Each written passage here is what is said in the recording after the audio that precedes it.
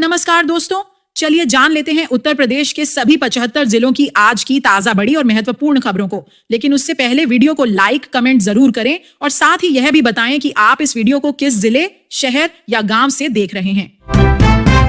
सबसे पहली बड़ी खबर उत्तर प्रदेश के मदरसों को लेकर सामने आई है। मुख्यमंत्री योगी आदित्यनाथ ने राज्य के मदरसों की फंडिंग को लेकर बड़ा फैसला लिया है। सरकार ने आदेश दिए हैं कि मदरसों को मिलने वाली विदेशी फंडिंग की गहन जांच की जाएगी। विदेशी स्रोतों से आने वाले पैसों के साथ साथ मदरसा संचालकों के निजी खातों की भी जांच होगी। एटीएस स्तर की एसआईटी इस पूरे मामले की जांच कर रही है और जिला अधिकारियों को इसमें पूरा सहयोग करने के निर्देश दिए गए हैं। सरकार का कहना है कि इस कदम का उद्देश्य पारदर्शिता सुनिश्चित करना है ताकि किसी भी तरह की अनियमितता सामने आने पर सख्त कार्रवाई की जा सके। इसी बीच सस्पेंशन के खिलाफ हाई कोर्ट जाने को लेकर भी चर्चा तेज है। अलंकार अग्निहोत्री ने बयान देते हुए कहा कि केंद्र सरकार में केवल 2 लोगों की चलती है और जल्द ही दिल्ली से बड़ा आंदोलन शुरू किया जाएगा। उन्होंने कहा कि यह लड़ाई केवल उनके लिए नहीं बल्कि पूरे सिस्टम में पारदर्शिता के लिए होगी।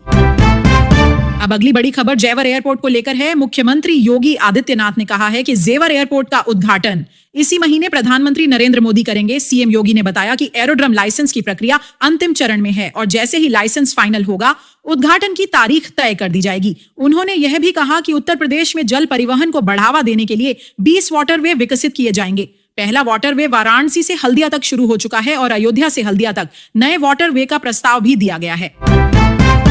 इसके बाद इलाहाबाद हाई कोर्ट से शिक्षकों की नियुक्ति को लेकर बड़ा आदेश आया है। कोर्ट ने कहा है कि धोखाधड़ी से नौकरी पाने वाले शिक्षकों की जांच कर उन्हें 6 महीने के भीतर हटाया जाए। कोर्ट ने प्रमुख सचिव और बेसिक शिक्षा विभाग को निर्देश दिया है कि ऐसे सभी शिक्षकों के खिलाफ कार्रवाई हो जिन्होंने फर्जी तरीके से नौकरी हासिल की है। साथ ही कोर्ट ने यह भी कहा कि इस फर्जीवाड़े में शामिल अधिकारियों के खिलाफ विभागीय जांच और सख्त कदम उठाए जाएं।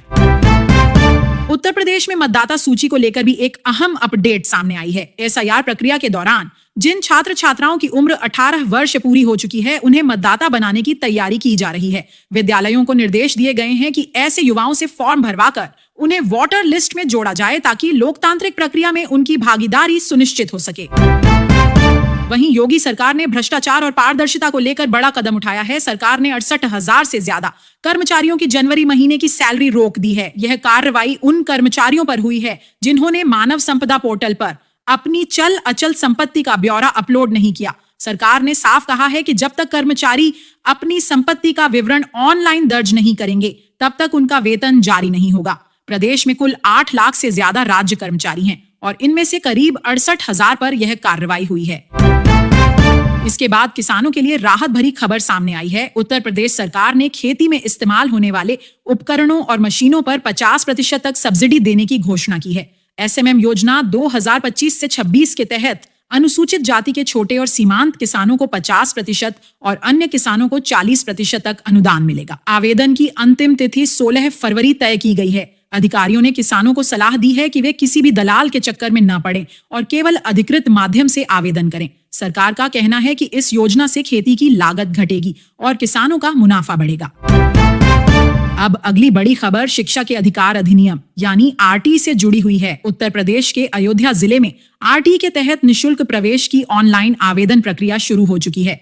यह प्रक्रिया शैक्षणिक सत्र 2026 से 27 के लिए लागू की गई है। मुख्य विकास अधिकारी ने समीक्षा करते हुए कहा है कि इस बार पिछले वर्ष की तुलना में कई गुना अधिक आवेदन का लक्ष्य रखा गया है। जो अभिभावक ऑनलाइन आवेदन करने में असमर्थ हैं, उनके लिए हेल्पलाइन डेस्क भी स्थापित किए गए हैं। जिले में कुल 905 विद्यालयों में लगभग 6,832 सीटों पर बच्चों को निशुल्क प्रवेश दिया जाएगा। इससे आर्थिक रूप से कमजोर परिवारों के बच्चों को निजी स्कूलों में पढ़ने का अवसर मिलेगा।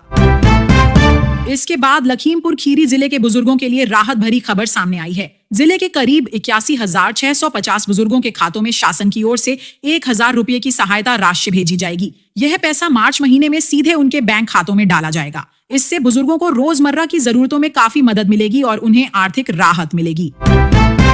अब संसद से जुड़ी एक बड़ी राजनीतिक खबर सामने आई है। लोकसभा सत्र के दौरान अखिलेश यादव का माइक बंद करा दिया गया। वह राहुल गांधी के समर्थन में बोल रहे थे। दरअसल राहुल गांधी ने पूर्व आर्मी चीफ जनरल नरवणे की एक अनपब्लिश्ड किताब का हवाला देते हुए कहा कि 4 चीनी टैंक लद्दाख सीमा तक पहुंच गए थे।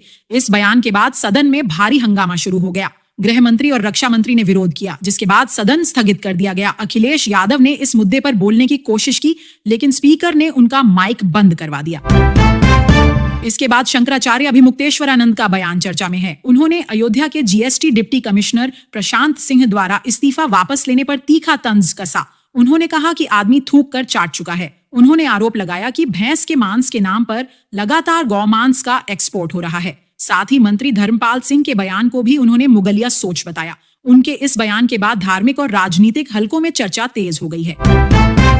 अब युवाओं के लिए रोजगार से जुड़ी बड़ी खुशखबरी सामने आई है। उत्तर प्रदेश में 12,000 से अधिक भर्तियों का अवसर मिलने जा रहा है। मेरठ में 24 से 26 फरवरी तक 3 दिवसीय रोजगार महाकुंभ आयोजित किया जाएगा। इसमें युवाओं को सीधे नौकरी पाने का सुनहरा मौका मिलेगा।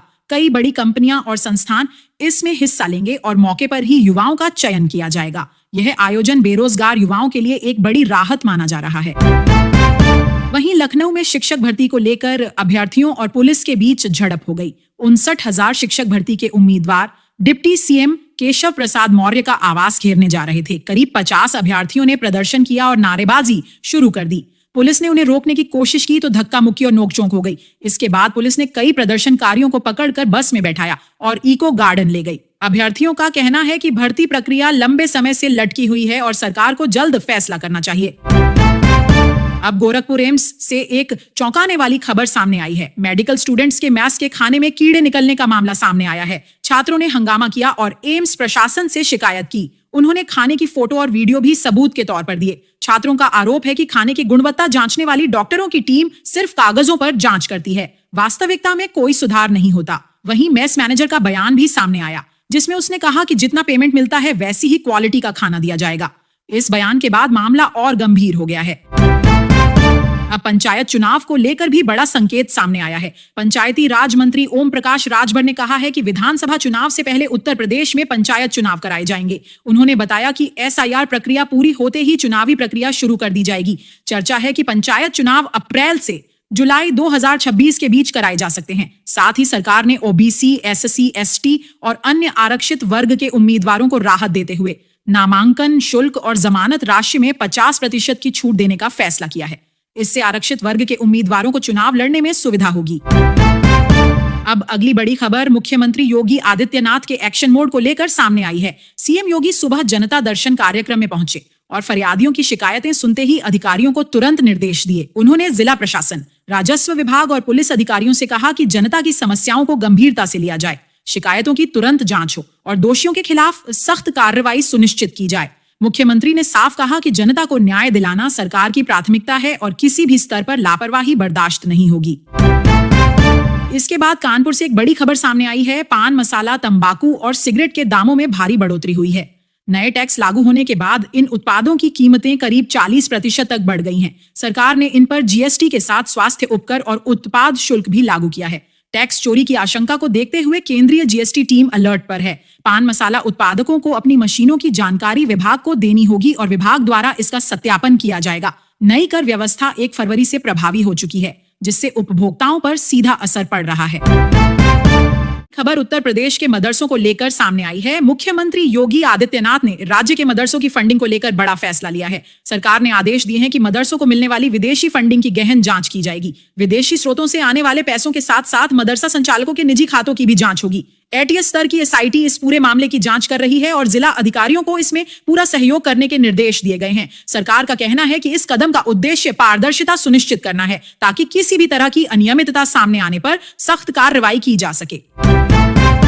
इसी बीच सस्पेंशन के खिलाफ हाई कोर्ट जाने को लेकर भी चर्चा तेज है। अलंकार अग्निहोत्री ने बयान देते हुए कहा कि केंद्र सरकार में केवल 2 लोगों की चलती है और जल्द ही दिल्ली से बड़ा आंदोलन शुरू किया जाएगा। उन्होंने कहा कि यह लड़ाई केवल उनके लिए नहीं बल्कि पूरे सिस्टम में पारदर्शिता के लिए होगी। अब अगली बड़ी खबर जेवर एयरपोर्ट को लेकर है। मुख्यमंत्री योगी आदित्यनाथ ने कहा है कि जेवर एयरपोर्ट का उद्घाटन इसी महीने प्रधानमंत्री नरेंद्र मोदी करेंगे। सीएम योगी ने बताया कि एरोड्रम लाइसेंस की प्रक्रिया अंतिम चरण में है और जैसे ही लाइसेंस फाइनल होगा, उद्घाटन की तारीख तय कर दी जाएगी। उन्होंने यह भी कहा कि उत्तर प्रदेश में जल परिवहन को बढ़ावा देने के लिए 20 वाटरवे विकसित किए जाएंगे। पहला वाटरवे वाराणसी से हल्दिया तक शुरू हो चुका है और अयोध्या से हल्दिया तक नए वाटरवे का प्रस्ताव भी दिया गया है। इसके बाद इलाहाबाद हाई कोर्ट से शिक्षकों की नियुक्ति को लेकर बड़ा आदेश आया है। कोर्ट ने कहा है कि धोखाधड़ी से नौकरी पाने वाले शिक्षकों की जांच कर उन्हें 6 महीने के भीतर हटाया जाए। कोर्ट ने प्रमुख सचिव और बेसिक शिक्षा विभाग को निर्देश दिया है कि ऐसे सभी शिक्षकों के खिलाफ कार्रवाई हो जिन्होंने फर्जी तरीके से नौकरी हासिल की है। साथ ही कोर्ट ने यह भी कहा कि इस फर्जीवाड़े में शामिल अधिकारियों के खिलाफ विभागीय जांच और सख्त कदम उठाए जाएं।